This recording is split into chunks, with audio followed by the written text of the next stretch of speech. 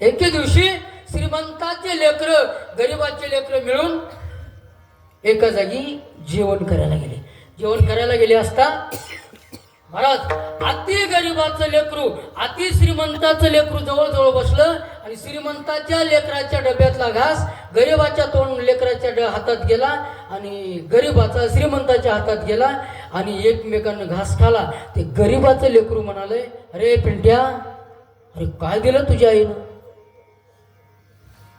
त्यानं सांगितलं, अरे काय नाही, दूध आणि चपाती म्हणा भाकर आम्हाला चांगलं मध्ये तूप टाकून साखर टाकून चुरून दिलेलं आहे. अरे पिंट्या, माझ्या पण आईनं दूधच दिलं रे. त्या श्रीमंताच्या लेकराने सांगितलं, राजा, अरे तुला जे दिलंय ना हे खरं दूध नाही. बरं, खरं दूध नाही, जा तुझ्या आईला मान आणि खरं दूध मान.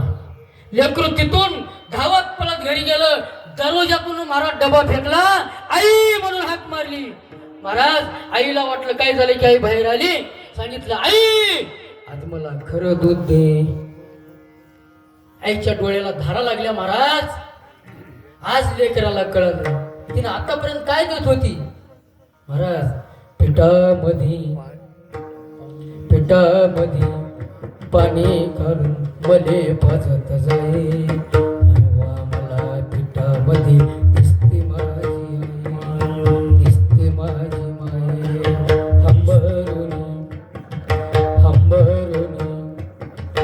हंबरोनी वासराले भक्ती जेव्हा गये तेव्हा बघा तिच्या मागे दिसते माझी माये. महाराज पीठ घ्यायचं आणि पिठामध्ये पाणी कालवायचं, पाण्यात पीठ कालवायचं, पांढरं करून दूध म्हणून द्यायचं. कधी करडी कुटायच्या दूध म्हणून लेकराला द्यायचं. किती दिवस खाईल हो माणूस? कळस येतो. एकदा जर त्या गोष्टीचा पत्ता लागला, आई आज मला खरं दूध दे. आईच्या डोळ्याला धारा लागल्या आणि आई म्हणली, बाळा, अरे खरं दूध आपल्याला देवानं दिलं नाही रे.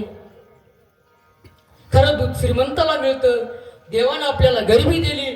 देवानं आपल्याला दूध द्यावं लागतं आणि आपण मग पुन्हा भोगावं लागतो. आई देव दूध देतो म्हणून सांगितलं, बाळा देव दूध देतो रे. मग लगेच म्हणलं, आई कुठं असतो देव? म्हणले, बाळा देवासाठी वनात जावं लागतं रे. पुन्हा म्हणलं, आई ते वन कुठं आहे? असाच हात केला मराठी आईने. बाळा इकडे वन आहे. इकडे म्हणल्या बरोबर महाराज 5 वर्षाचं लेकरू अनेक उपमन्नू एक बाळ धाकुटे. वेळ नाही आपल्याला, हे प्रमाण सगळं बघून घ्या. हे उपमन्नू नावाचं बाळ जंगलात गेलं, भगवंताची प्राप्ती केली. भगवंताने सांगितलं, महाराज आता तुम्हाला कथेमध्ये ऐकायला मिळेल. भगवंताने सांगितलं, बाळा काय पाहिजे, काय मागावं याचं ज्ञान नव्हतं त्या लेकराला. अशा लेकराला देवाची प्राप्ती झाली. भगवंतानी गालाला शंख लावला, काय मागावं ते कळालं, मी कशासाठी आलो ते कळालं. आणि त्यानं सांगितलं, देवा मला एक वाटीभर दूध दे. काय मागितलं? वाटीभर दूध दे. भगवंताला कळालं माझ्या, अरे या लेकराला काय मागावं कळत नाही. राजा वाटीभर दुधाने काय होईल? बघा माझ्या माऊलीत नारोबरांची होईल. वाटीभर दूध मागितली. आगा दूध दे म्हणतील यासाठी, अवघी क्षीराब्दीची करोनी वाटी. ठेविली उपमन्या काठी, धुरजटी जैसा क्षीराचा सागर उपमन्या. वाटीभर दूध मागितलं, काय दिलं हो? एक अमृताचा समुद्र दिला. त्याला म्हणतात विटेवरी ज्यांची पावले तोची एक दानशूर. त्याला म्हणतात दानशूर. का? वाटीभर मागितलं तर तेवढं दिलं.